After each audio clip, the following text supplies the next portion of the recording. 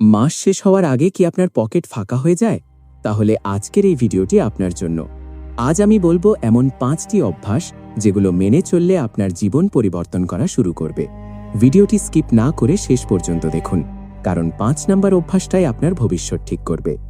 আপনি কি সবসময় ভাবেন আমার দ্বারা কিছুই হবে না? তাহলে শুনুন, গরিব মানুষ আর ধনী মানুষের পার্থক্য টাকায় না, পার্থক্য অভ্যাসে। নাম্বার 1, আয়ের চেয়ে কম খরচ করার অভ্যাস। গরিব মানুষ কি করে জানেন? যা আয় করে সব খরচ করে ফেলে। আর ধনী মানুষ কি করে জানেন? যা আয় করে তার থেকে কম খরচ করে আর বাকিটা জমিয়ে রাখে। আপনার ইনকাম 20,000, 18,000-এ পুরো মাসটা চলার চেষ্টা করুন এবং প্রতি মাসে 2,000 সেভ করুন। যাই হোক, একটি কথা মনে রাখবেন, ধনী হওয়ার প্রথম সূত্র সঞ্চয় থেকে শুরু হয়। নাম্বার 2, নতুন নতুন স্কিল শেখার অভ্যাস করুন। ডিগ্রি আপনাকে চাকরি দিতে পারে, কিন্তু স্কিল আপনাকে চাকরির ক্রিয়েটার তৈরি করে। Graphic design, video editing, freelancing, online কাজ। 2026 সালে স্কিল ছাড়া টিকে থাকা খুবই কঠিন। প্রতিদিন অন্তত 1 ঘন্টা নিজেকে নতুন কিছু শেখার ভেতরে ইনভেস্ট করুন। নিজের উপর বিনিয়োগ সবচেয়ে বড় বিনিয়োগ। নাম্বার 3, আয়ের একাধিক উৎস তৈরি করুন। বেশিরভাগ ক্ষেত্রে গরিব মানুষ একটা আয়ের ওপর নির্ভরশীল হয়ে থাকে, কিন্তু ধনী মানুষের কাছে 2-3টা আয়ের উৎস থাকে।